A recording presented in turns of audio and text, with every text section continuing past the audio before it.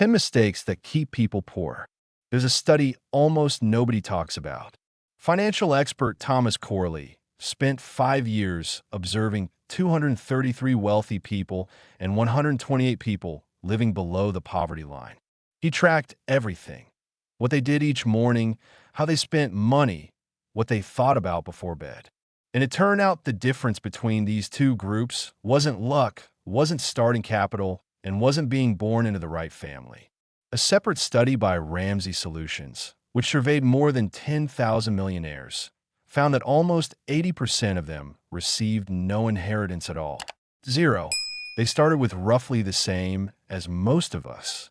The difference comes down to 10 specific mistakes that poor people make over and over again, often without even noticing. Today we're breaking down every single one. And yes, almost all of them come back to how a person thinks about investing. Stay until the end. Mistake number 7 is the one almost nobody talks about, and it's the one that quietly destroys people's financial future the most. Mistake number 1. They wait for big money before they start investing. The most common phrase any financial advisor hears is, "I'll start saving once I earn more." That's a mindset trap that keeps people poor for decades. According to the Ramsey Solutions study, 8 out of 10 millionaires started investing through a workplace retirement plan, an ordinary, accessible tool, not some elite trading strategy. 3 out of 4 of them said the main reason for their success wasn't a large starting sum, but consistency. They invested small amounts systematically over many years. The difference between someone who starts saving 10% of their income at age 25 and someone who waits for the right moment until age 35 isn't just 5 years of waiting. Because of compound interest, that gap can mean hundreds of thousands of dollars by retirement. Time in the market beats trying to catch the perfect moment. Poor mindset says, "I have too little money to invest." Millionaire mindset says, "I have little money, which is exactly why I need to start right now, so time works in my favor." Warren Buffett is the clearest example. He bought his first stock at age 11 and later said he wished he'd started even earlier. Most of his fortune wasn't built in his 60s or 70s. It came from money compounding for decades. It's a textbook example of how starting compound growth early beats trying to go big later. Mistake number 2. They spend before they save. The classic poverty model is income, then expenses, then whatever's left gets saved, if anything is left. The problem is that with this approach, almost nothing is ever left. In a Rich Habits study, Corley found that every wealthy person he interviewed saved at least 10% of their net income every single year, and 95% of them saved 20% or more. And they did this long before they became wealthy, not after. This is the pay yourself first principle. As soon as income arrives, a set percentage goes straight into an investment account before the person even sees that money in their checking account and spend on something else. Psychologically, it works because you can't spend money you never actually see. After selling his first startup, Zip2, in 1999, Elon Musk didn't spend the proceeds on luxury. Most of it was reinvested into his next venture, which would later become PayPal. The same pattern repeated after the PayPal sale. The proceeds went not into consumption, but into new companies, Tesla and SpaceX. Mistake number 3. They confuse saving with investing. Money that just sits in a regular bank account loses purchasing power every year because of inflation. Keeping savings just in case only makes sense for an emergency fund covering 3 to 6 months of expenses. Anything beyond that, with no near-term spending purpose, should be working, meaning invested. Poor mindset treats money as something to protect by hiding it away. Investor mindset treats money as a tool that should generate more money. Buffett's company, Berkshire Hathaway, is essentially a live example of this principle at an industrial scale. It doesn't hold profit as dead weight. It constantly redeploys it into new business stakes and shares of other companies, keeping capital working continuously instead of sitting idle. Mistake number 4. They live at their income level instead of below it. When income grows, a poor person's expenses grow right along with it. A newer car, a more expensive apartment, more frequent purchases. This is called lifestyle inflation, and it's one of the biggest killers of financial growth. Ramsey Solutions found an interesting detail. The top 5 careers among millionaires in their study were engineer, accountant, teacher, manager, and attorney. That's not a list of the highest paying jobs on the planet. It's a list of people who consistently live below their means and invested the difference for decades. It's not about how much a person earns. It's about what percentage of their earnings they invest instead of spend. Warren Buffett is a billionaire who has lived in the same modest house in Omaha for decades, bought back in the late 1950s.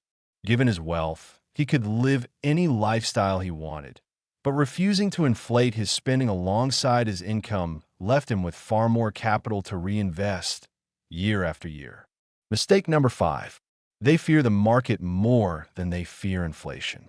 Fear of losing money in the stock market is a completely rational emotion, but it often leads to a worse decision, keeping all your money in cash. The problem is that inflation guaranteed eats away at that cash every single year, quietly, invisibly, but relentlessly. Market volatility is scary, but a long-term, consistent strategy, rather than trying to predict the ups and downs, is what reliably works over decades. Buffett has lived through dozens of market crashes over his career, including the crises of the 1970s, the early 2000s, and 2008. His advice has stayed the same every time. Don't try to time the market. Keep investing in quality assets regardless of the news cycle. Mistake number 6. They use debt for consumption instead of growth. There's a difference between bad debt and good debt. A loan for a new phone, a consumer loan for a vacation, credit card debt at 20 to 25% interest. That's debt that makes a person poorer every single month. Participants in the Ramsey study described avoiding debt as one of the key factors in their success, right alongside consistent investing. Elon Musk and Jeff Bezos use borrowed money actively, but it's a fundamentally different kind of debt. Loans secured against stock, or financing used to expand a business, which fund the growth of an asset. That's the difference between debt that creates value and debt that destroys it through consumption. Mistake number 7. They don't invest in their own education. Here it is, the most overlooked mistake. Almost nobody talks about it because it doesn't look like a financial mistake at all. In the Rich Habits study, 88% of wealthy people read at least 30 minutes a day, not for entertainment, but to learn biographies, industry material, financial literacy. It's a systematic habit that pays off directly. Buffett himself has called reading the source of his success, saying he spends most of his working day reading. By some estimates, up to 80% of his time goes into studying reports, news, and books rather than making deals. Bill Gates has been known for decades for reading dozens of books a year, again, as a tool for constant learning, not entertainment. Mistake number 8. They expect fast results. Overnight success stories are what make the news, precisely because they're rare and sensational. The reality, shown by the study of 10,000 millionaires, is the exact opposite. The typical path to a 7-figure net worth takes decades, not months. Expecting fast results leads to 2 disastrous outcomes. Either the person quits investing after a year or 2, not seeing quick enough results, or they start chasing risky schemes that usually end in losing money. Most of Buffett's fortune was built after he turned 60 years old, because compound interest only truly accelerates over a very long timeline. SpaceX's path from 3 consecutive failed rocket launches to landing contracts with NASA took almost a decade of consistent, not always profitable work. Mistake number 9. They surround themselves with people who think the same way they do. Financial habits are largely a social norm. If nobody around a person invests, saves, or talks about financial goals, that becomes the normal way of thinking for them too. A clear example is the so-called PayPal Mafia, the group of PayPal's founders and early employees, including Musk, Peter Thiel, and Reid Hoffman, who kept working together, investing in each other, and sharing knowledge after the eBay sale, going on to launch Tesla, LinkedIn, YouTube, and other companies. Their success is largely explained by staying in an environment with shared standards for risk and ambition. Mistake number 10. They don't set specific financial goals. According to the Rich Habits study, 80% of wealthy people set specific, measurable, long-term goals and stayed focused on them daily. Not a vague, I want to be rich, but something concrete. Save a specific amount by a specific age by investing a specific percentage of income every month. Without a specific goal and number, investing stays a good intention that's easy to keep putting off.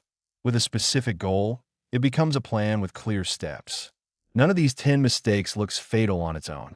Skipping one contribution to an investment account, putting off reading a book, taking out one loan for something you didn't really need. Each small choice feels harmless in the moment. But repeated for years, these small choices are exactly what separates someone who retires with real capital from someone who retires with nothing but a state pension. The good news is that all 10 of these are habits, not innate talent. You can start changing them today with any amount of money. If this was useful, subscribe. More stories and principles that wealthy people actually use are coming next. This channel is for educational purposes only. We share research and analysis, not financial advice. We're not responsible for any decisions made based on this content.